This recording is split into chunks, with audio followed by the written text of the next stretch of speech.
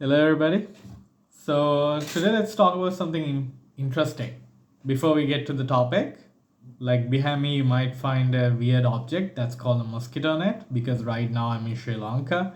So, Sri Lanka has lots of mosquitoes, so you had to use one of those to keep the mosquitoes away from the bed. So, getting back to business. So, let's talk about what sort of world we want to create. What is an ideal world? What is an utopia?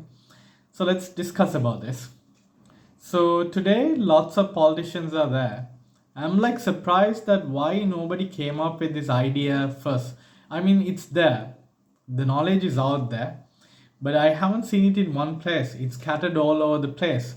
Sometimes people in different states come up with different ideologies and different concepts and different manifestos.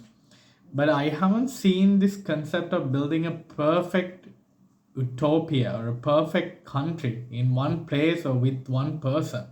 I wonder why it hasn't happened so far. Maybe there are practical elements, there are practical difficulties in achieving such goals. But the thing is, if you set the stage, if you set the goals right, we can walk towards it, and we might be able to achieve it to a certain level, even though we might not be practically able to achieve it with 100% efficiency or with 100% accuracy or with 100% success. We might be able to at least get close to it. So let's talk about the basic things we need. So if you take the Constitution of United States and many other countries, most countries build their constitution on the notion of on the basis of an egalitarian notion. That means the constitution believes that all men are created equally. Therefore, our founders believe that we are endowed with certain rights, liberties, and freedoms, such as right to life, property, and liberty. And these are enshrined in the constitutions for that reason. So, so they believe that God has given us these rights, and therefore the people who are in power are under an obligation to make sure that justice is served by ensuring that every human being has the right to enjoy these freedoms, liberties, uh, with uh, to the maximum level. So that's the primary thing. So that's what everything revolves around. So apart from that, when you take a government, things we don't need are like things like technocracy. Technocracy means a group of technical people, few technically advanced experts running the country. We don't want that to happen. Then again, we don't want kleptocracy, where the government officials and the people in power try to rob the country. We don't want that either. We don't want an oligarchy where few powerful people, a group of people or a consort try to govern the entire world. We don't want that either. What we want is a democratic world where people can make sure that their rights and fundamental rights are protected in every possible way. That's the world we want to create. That's the world that we all dream of. We want advancements in science, but we don't want science to be our master. We don't want technology to rule over us. We want technology to be used as a tool. That's the world we want. That's the world that we all dream of. We want, now, if you take the United States Constitution, another thing that I want to emphasize is the religious freedom.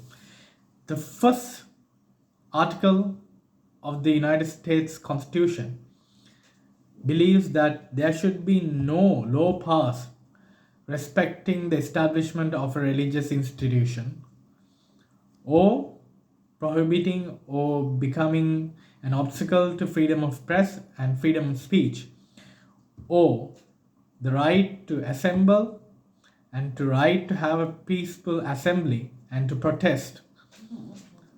And Another thing is like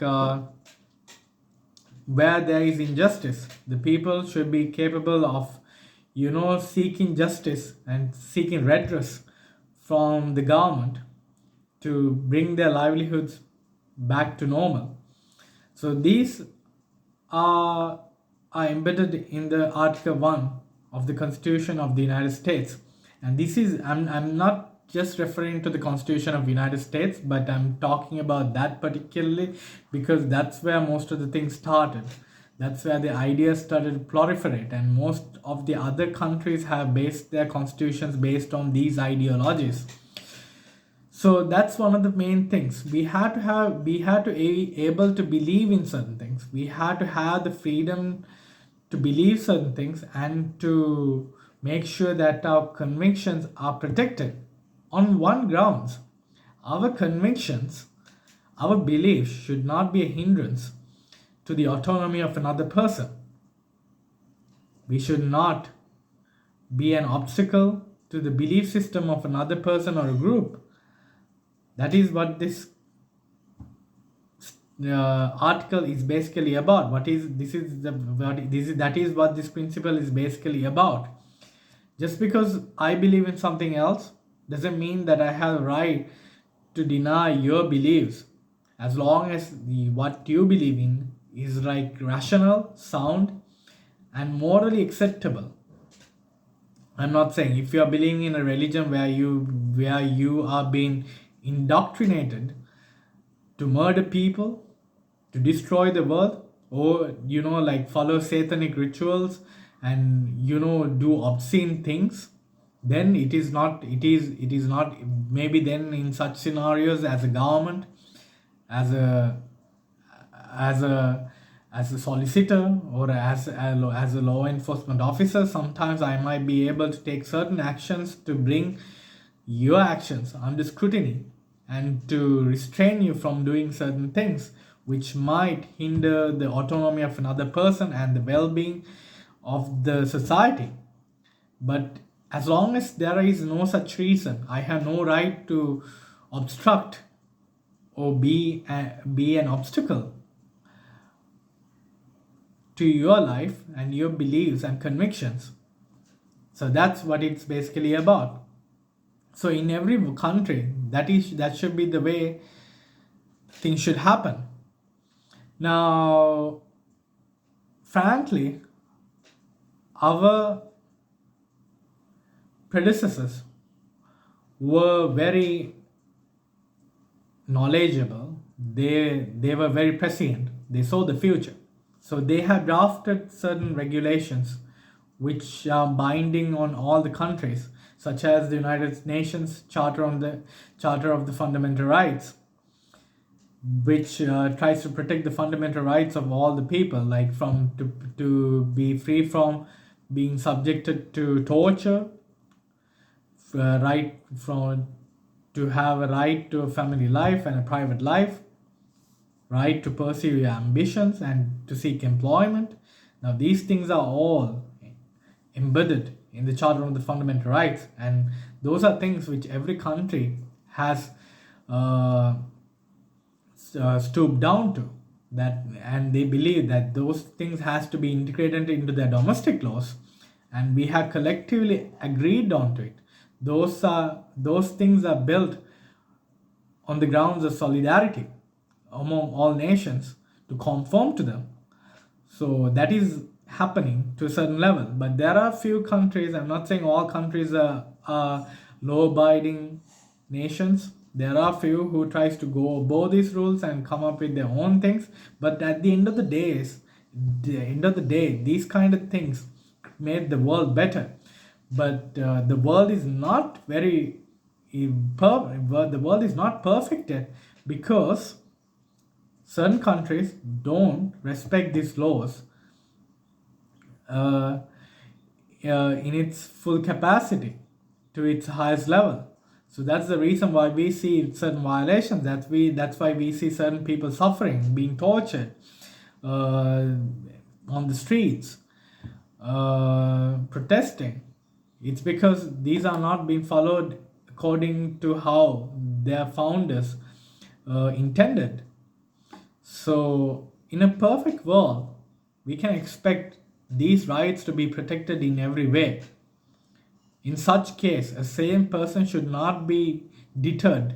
I mean, a sane person should not be prevented from pursuing a good life, from raising a healthy family, from seeking a healthy job, from seeking uh, a life which is free and seeking the liberties and so on. So that's a thing we had to talk about. That's a thing we had to put a little bit of thought into.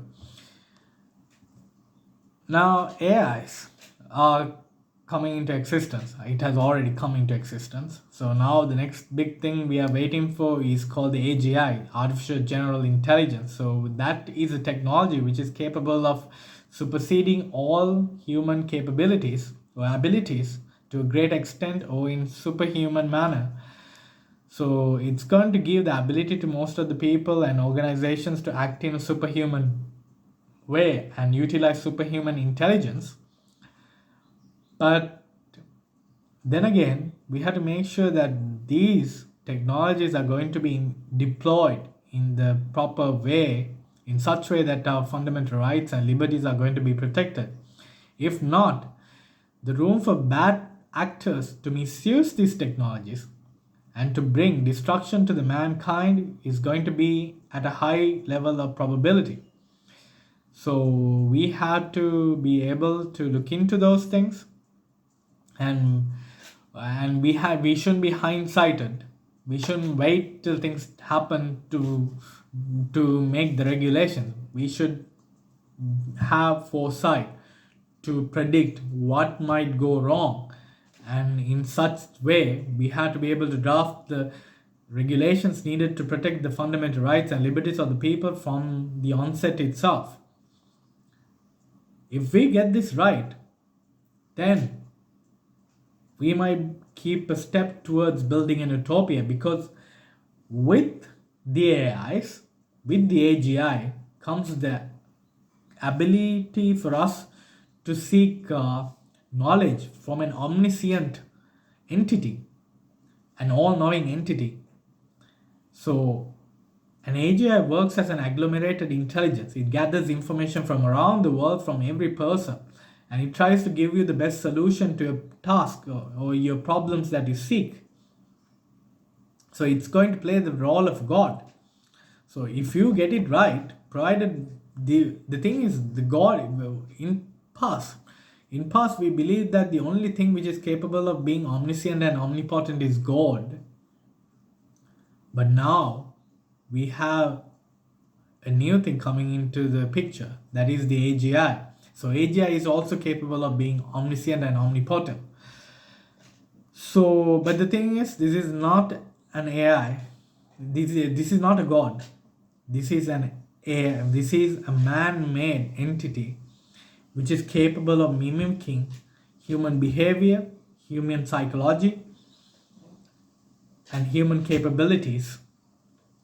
But just know, this is not a conscious entity. No matter how much we try to anthropomorphize it, it's not a conscious entity. It might be conscious in certain ways, but it is all computer codes. These are things coded by thousands of people to look perfect. So if that 1,000 people who are working behind the scenes is corrupted, then the thing is, you're going to be deceived. It's going to be an artifice instead of a panacea to the problems that we need in our lives. So you have to be careful. So that's why we need the law enforcement. That's why we need the lawyers. They are the saints of the 21st century. They have to put themselves forward. They have to be brave. They have to go against the big companies, the big players in the market, and implement the laws from the onset itself, so things will not go wrong. I'm not against AI. I'm not against AGI. I'm the biggest supporter. I'm the biggest fan out there when it comes to AGI. I have written so many articles about it. But the thing is, this has to be regulated. We have to understand that I'm not saying that the people who are currently in the process of building these things are bad people. But once they build it, we have to decide on how to pass that technology on to the next generation. Will the next generation be immaculate in the same way the current generation is? We can't guarantee that. So that's why we need to have guardrails and reins to make sure we create it in such way that we can bring it under control in case of a crisis, or in case we feel that it's trying to deceive us in some way. But provided we get all the things right, we get the rules right, we get the people right, we get the mindset of all mankind right, make them understand these technologies, but we use it as a tool, but not as something which will make us slaves, then we can make the proper use out of it, and then we get closer to building an utopia, because these technologies can be used to cure diseases, to bring solutions to the economic problems we are having, like inflation, the problem we are having with reserves, the problem we are having with scarcity of resources. So these problems can be solved to a certain level, to a great level, than we could have ever imagined. So this is a good technology. So it will get us closer to utopia. So, but like I said, we had to be vigilant. We had to get the rules right. We had to get the people's mindsets right. It is only then we can create a world which will be prosperous, safe, and sustainable. Now, how can we create leadership? Leaders who are not short-termists. Now, the problem with democracy is it forces the people, the leaders, to be short-termists. They want to help the world, but they know if they sometimes pass certain regulations, that their ability to retain power is going to get expired in some way. For an example, the younger generations might like the idea of having access to sometimes things like psychedelics. I'm not saying it's bad all the time. There are cases where psychedelics might actually help. But if you take it as a whole, when you legalize this, the potential for it to get exploited and abused in a wrong manner is very high. But allowing this can help you to get lots of votes from the younger generation. For them, what's in their minds right now is party. They want to live today like as if there is no tomorrow. But the reality is there is a tomorrow. So they will get the votes of the today, but they will not. But if that person who's voting can see into the foreseeable future and see where his life is going to head when he gets himself onto these drugs and starts abusing them, and if he can see the damage it's going to cause to his life, his brain, his ability to think rationally, then again he would not give that vote. But the thing is, we had to face the reality. In reality, sometimes scientific evidence is not what's going to get you votes. What will get you the votes is the impulsiveness of the society. So the society itself is structured in a way that they're short term is, unless you indoctrinate them, unless you edify them with the knowledge necessary to govern themselves and to see into the future and see where the actions today, how their actions today is going to affect their lives in another 10 years. So unless that happens, the votes will go on the grounds of impulsiveness rather than foresight. So this is a trap of democracy. So sometimes people who come to the scene or the picture of politics with the intention of making the world a better place might get wiped out from the picture immediately because he might sound very boring. But just know, for the world to sustain, for the world to be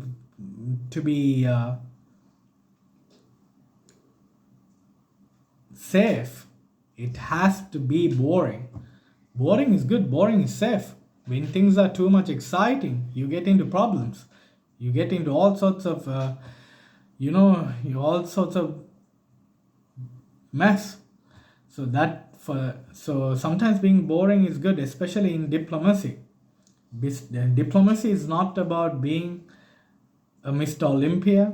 It's not about athletics. It's about making the right decisions which will help people to build steady lives, which will enable them to raise healthy families, which will enable them to make sure that their retirement will be safe. That's what diplomacy is about. But sometimes when you're making that decisions for your electorate, you are being forced to make incorrect decisions because sometimes your votes depend on the impulsiveness of the people who doesn't see the future. So this is a trap. So sometimes with these AIs, with the AGI, we might be able to, increase the intelligence of the people in a holistic manner. We might be able to edify people about the consequences of the actions and help them to understand how to make right choices in their lives and how to pick the right leaders. But then again, it all depends on the man and the men and women who's behind this AGI. If they're biased, we are all going to be in a mess. If they're good people, if they're morally superior, if they're morally sound, if they have a backbone to do the right thing, and they can build the perfect AGI, and that AGI can help us to edify the entire population. And it will help us to have the knowledge. It will prevent us from having asymmetric information in the game of politics, and it will help us to have a clear picture about whom we should pick into our next seat, into the next kingship. I hope that day will come. So if we get all these things right, if we get the AGI right, if we get the right leadership, if we get the right mindset of the people who are voting, if we can edify, if we can spread knowledge in the right way, and if everybody is alert about, if everybody is not oblivious, but if they have sound minds, which has attention spans, which is capable of understanding the gravity of their decisions and what decisions they should make and the right leadership they should pick, then we might be able to build an utopia. We might be able to build the kingdom of God in such case, if we get those things right. So these are things which you have to think about. Let me know what you think and share your ideas in the comments below. Take care. Cheers.